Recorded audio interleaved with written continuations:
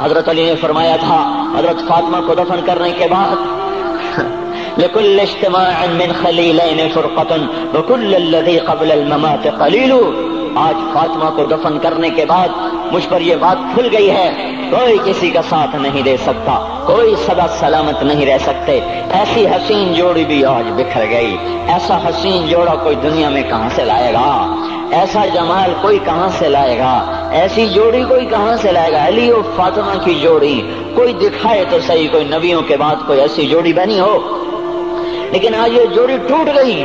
24 سال کی عمر میں فاطمہ جدائی دے گئی، 24 برس کی عمر میں جدائی دے کے جا رہی. ہاں لیکن بھائی ان کا تو مرنا بھی زندگی تھا. پانی کے لیے اپنے خادمہ سے فرمایا میرے غسل کا پانی رکھو. خادمہ نے پانی رکھا، خود غسل فرمایا، پھر اس کے بعد چارپائی کو درمیان میں رکھوایا اور کپڑے پہنے اور فرمایا علی اس وقت کہیں باہر نکلے تھے، فرمایا اب میں مر رہی ہوں، میرا غسل ہو چکا ہے، مجھے دوبارہ غسل نہ دینا، یہی میرا غسل ہے اور علی کو بتا دینا. اور وہ گئی. ہاں آپ نے کہا تھا حضرت فاطمہ سے میں جا رہا ہوں، وہ رونے لگی. پھر آپ نے پھر کان میں کہا نہیں نہیں تو غم نہ کر، سب سے پہلے تو ہی مجھ سے آ کے ملے گی. پھر وہ ہنسنے لگی. حضرت عائشہ رضی اللہ عنہا دیکھ رہی تھی، پہلے روئی پھر ہنسی. تو کہا یہ کیا بات ہوئی؟ کہا مجھے میرے باپ نے کہا میں جا رہا ہوں تو مجھے رونا آیا.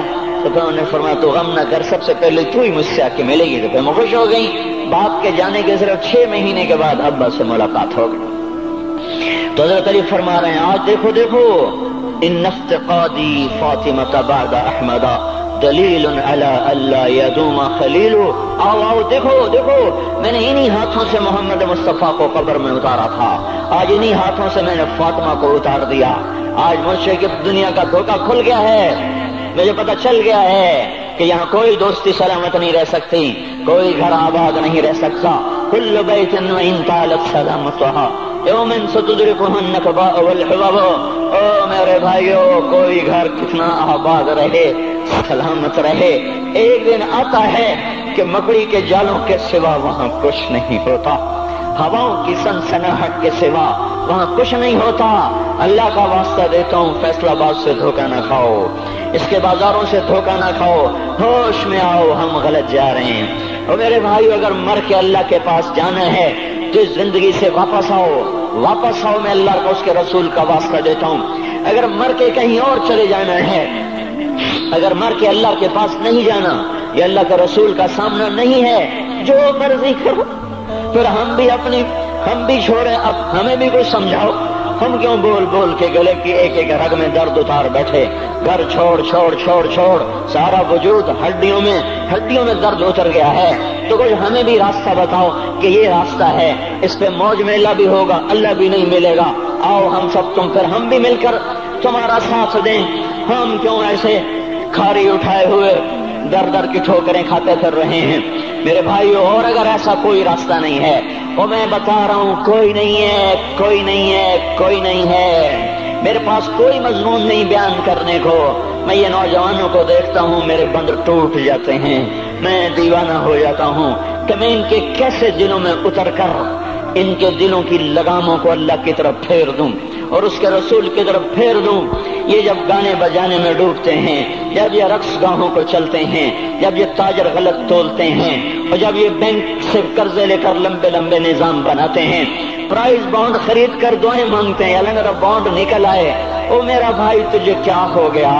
تو جوئے پر دعائیں کر رہا ہے کہ یا اللہ میرا بانڈ نکال دے. میں کیسے ہوش میں لاؤں؟ میں تو خود مدہوش ہو چکا ہوں.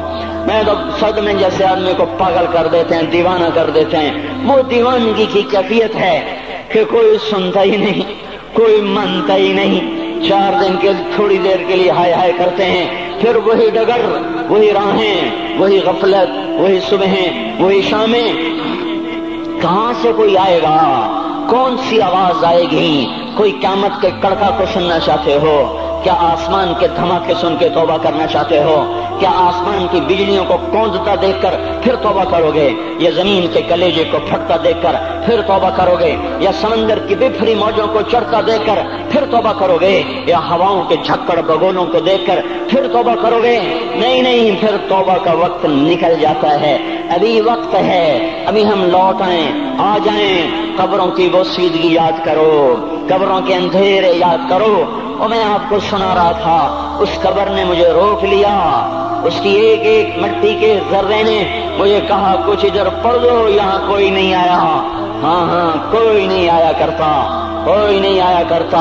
यहाँ अली फातिमा जुदा हो गए, बाकी कौन हमेशा रह सकता है? और जब जुदाइयां होती हैं फिर क्या होता है? कअल्लम तकुन बैनी व बैनका हुल्लतुन वला हुस्न वुद्दिन मर्रतन फित तबादुली। फिर ऐसा होता है जब जुदाइयां हो जाती हैं, फिर यूं होता है कि जैसे कभी कोई आया ही ना था, कोई मिल बैठा ही ना था, कोई मां न थी, कोई बाप न था, कोई भाई न था, कोई संगी न था, कोई साथी न था। इस तरह इंसान भुला देता है, अपने झमेलों में गुम होकर, हंसी मजाक में गुम होकर। मैं उस कब्र में खड़ा पढ़ता जा रहा हूँ, पढ़ता जा रहा हूँ, पढ़ता जा रहा हूँ। उसका कतबा टेढ़ा हो चुका है ज़माने की गर्दिश ने, और माजी के बेरहम गर्दिश ने उसके सारे कतबे को काला कर दिया था। मुझे तजस्सुस हुआ, मैं देखूं ये है कौन जिसकी कब्र ने मुझ जैसे अजनबी को रोने पे मजबूर कर दिया और मुझे खड़ा कर दिया। मैं करीब हुआ, मैंने झाड़ा तो पर लिखा हुआ था अल्लाह अकबर, रुस्तम हिंद इमाम बख्श। रुस्तम हिंद, जिसके लिए महाराज कालीन बिछाते थे, जिसको हाथियों पे सवार करवा के लाया जाता था, जिसके आगे पीछे ढोल बजते थे। और जैसे आजकल ये क्रिकेट के खिलाड़ियों के आगे पीछे खलकत होती है, ये वो दौर था जब पहलवानों के आगे पीछे खलकत होती थी।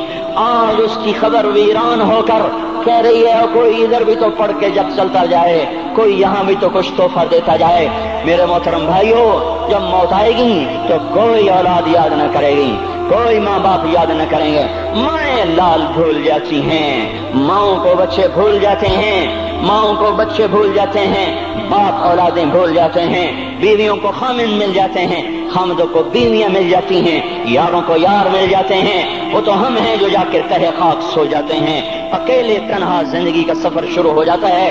अली बिन अबी तालिब जैसा शाह सवार, अल्लाह ताला का मुकर्रम महबूब इंसान, जिसको अल्लाह के नबी ने कहा अली तुझे बशारत हो, जन्नत में तेरा घर मेरे घर के सामने होगा। इतनी बड़ी बशारत, अली तुझे मुबारक हो, जन्नत में तेरा घर मेरे घर के सामने होगा। इतनी बड़ी बशारत का लेने वाला, रोजाना की रात की फरियाद, मुझे तो पता नहीं कि मेरा ये बयान कबूल है कि मरदूद है। आपको पता नहीं आपकी आमद कबूल है कि मरदूद है। आज 25 रोजे रखते हुए हो गए, कुछ पता नहीं, अल्लाह ताला कबूल करेगा या रद्द कर देगा। बड़ी जात है, आज तक जिंदगी में कोई एक अमल भी नजर नहीं आता जिस पर हम दावा कर सकें ये काम तो मेरा अल्लाह को बड़ा पसंद आएगा और मेरी बख्शिश का सामान हो जाएगा। हम फकीर लोग हैं मेरे भाइयों, हमारी माइशत इतनी खराब नहीं हुई जितना हमारा ईमान खराब हो गया है।